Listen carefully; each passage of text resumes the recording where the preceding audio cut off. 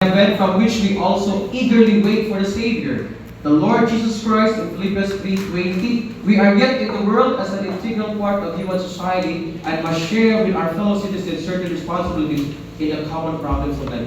In layman's term, may soon, tinood, ato ta sa heavenly Canaan, but we don't like that may soon, nagibugno pataron, we wrestle.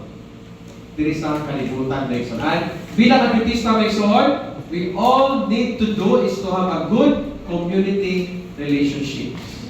And ako may soon, if makatanong sa ninyo, pastor ba ko? Hindi ko pastor. Technically speaking. Usa kong ka-literature evangelist. Ang pinaka-old term, culture.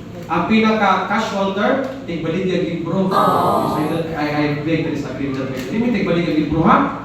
Kaya ang nabala na sa Adventista, ang nanak ko rin mga tigbaligyan libro din yun. Manato mo kaya, basa mo buwan na ron. At sa mga team, makadalang ng mga oral group mics mo sa usak ka bulmakon sa Ginoo. So,